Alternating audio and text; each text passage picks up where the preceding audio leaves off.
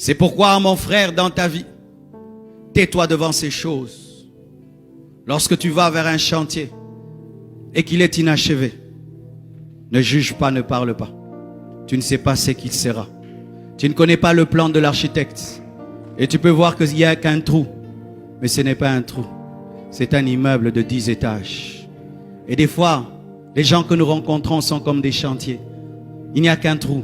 Et tu le regardes, tu le méprises. Alors que dans 10 ans, 20 ans, ce sera un gratte-ciel. Taisez-vous devant la destinée des hommes. Ne parlez pas beaucoup devant la destinée des hommes. Nous que vous voyez là, beaucoup de gens nous ont méprisés. Beaucoup de gens nous ont méprisés, mes frères. Mais aujourd'hui, nous sommes une surprise pour eux. Tais-toi devant une chenille qui est dans son cocon. Quand la chenille entre dans le cocon, elle est atobe. Elle reste fixe. Elle est laide. Mais donne du temps. Il y aura la métamorphose. La chenille va devenir un papillon. Et certains au milieu de vous, vous êtes dans un cocon. Rien ne marche. Tu ne bouges pas. Tu es au même endroit. Financier, spirituellement, rien ne marche. Mais demain, tu seras un beau papillon. Quand tu te tiens devant un tableau noir, garde silence. Tu ne sais pas ce qu'on va y écrire. Certaines personnes sont des tableaux noirs. Rien n'est écrit. Ce sont des personnes lambda. Des personnes qui ne marquent pas. C'est une personne, tu oublies même son nom. Mais demain, c'est l'examen de ta vie qu'on va écrire sur ce tableau. Dieu fera dans sa vie des choses où tu dois aller prier pour dire: Dieu, est-ce que c'est toi ou c'est pas toi? Il y a des niveaux où Dieu commence à agir dans ta vie. Même les chrétiens commencent à prier. Est-ce que c'est Dieu ou c'est la magie? C'est un examen que Dieu donne. Cosinus, tangente. Oui, il y a des gens qui deviennent des examens dans la vie.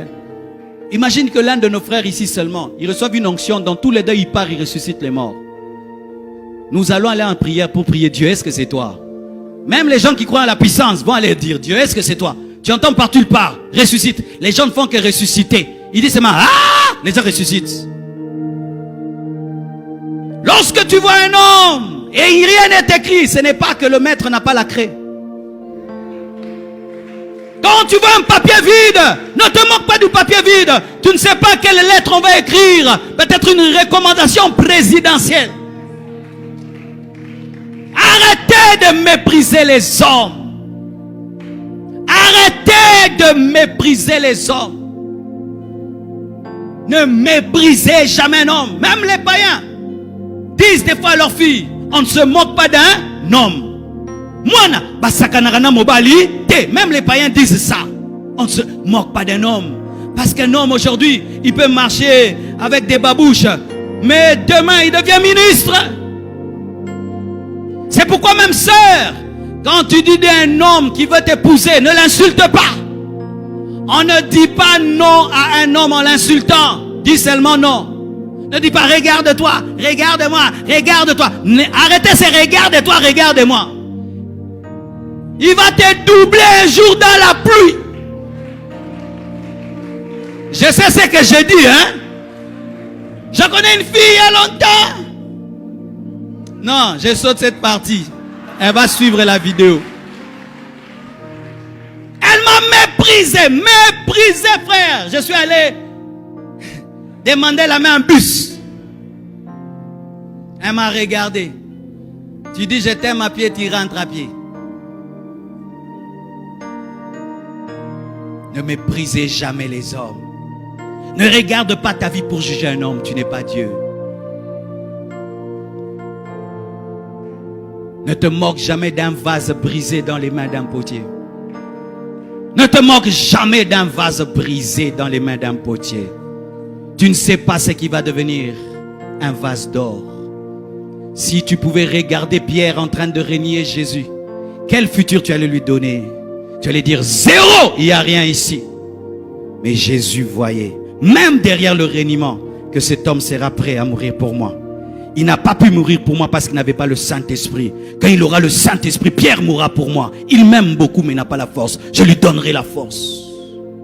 Ne te moque pas d'un homme qui est tombé dans le péché.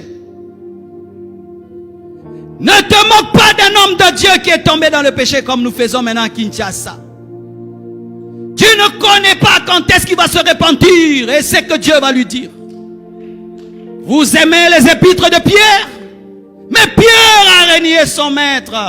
Il a dit qu'il ne le connaît pas. Ne te moque pas d'un frère qui traverse des moments difficiles. Tu ne connais pas son histoire avec Dieu. Ne te regarde pas pour juger un homme. Il se peut qu'il sera plus grand que toi.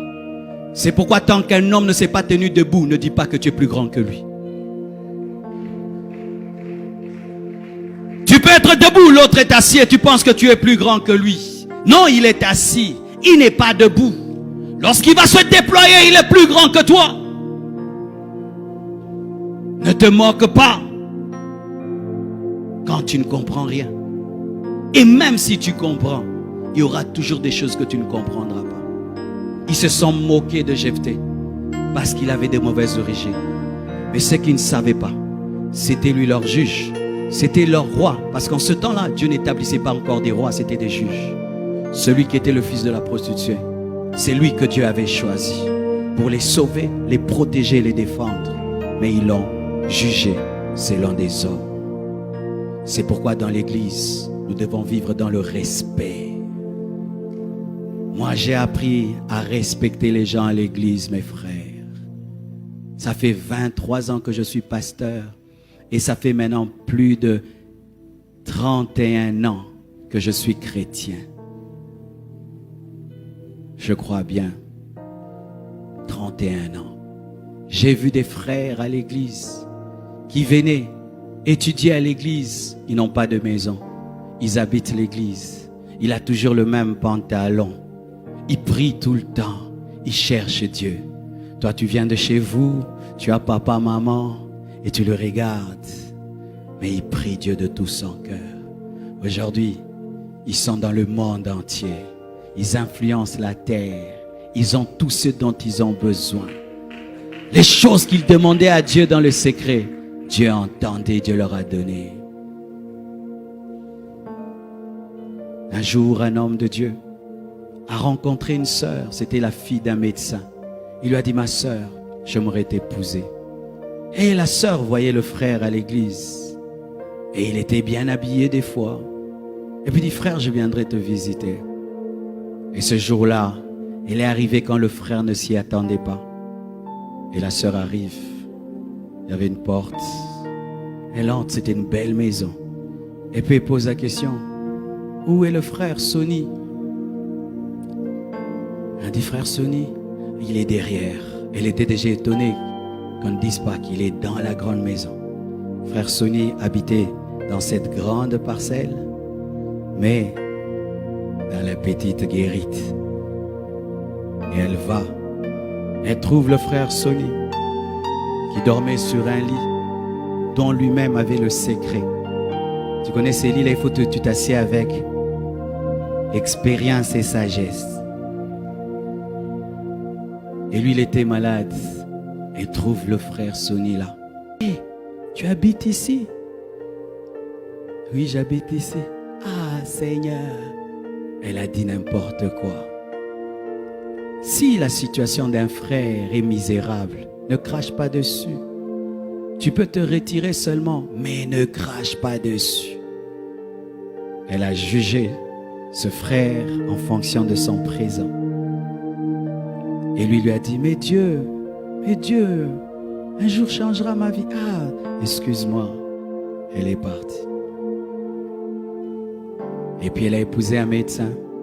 Vous voyez, les médecins des fois sont non payés. Et ils grèvent. On bouffe leur argent. Et lui, il est devenu rockman. Et un jour, il passait, il y avait la pluie. C'est lui qui m'avait raconté ça quand il nous prêchait. Et il voit la sœur avec son médecin sous la pluie avec un parapluie. Il s'est arrêté. Et ils sont entrés. Il les a amenés chez eux. Mais il s'est arrangé de passer d'abord par chez lui.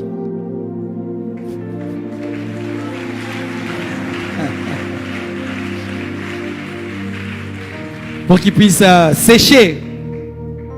Et le monsieur était loin. Et la fille est venue et lui a dit, je comprends le verset qui dit que tu perdras par ta faute ton propre héritage. Elle a dit ça. C'est pas que j'encourage les frères, t'as rien, tu cherches une femme. Non, ne changez pas mon message. Ne changez pas. Lui, il avait un ministère déjà. C'est pas que t'as rien là et puis tu veux, non. Il avait déjà un ministère, mais il était au début. Au début du ministère, mes frères, je transportais les bancs. J'achetais les bancs à Montbéliard, dans la boue. J'allais au marché acheter une chaise en plastique. J'habitais des maisons dans lesquelles il pleuvait, dans lesquelles il y avait des gros rats. Je restais devant un arrêt de bus jusqu'à 23 heures pour trouver un taxi. Nous serons à 2 devant.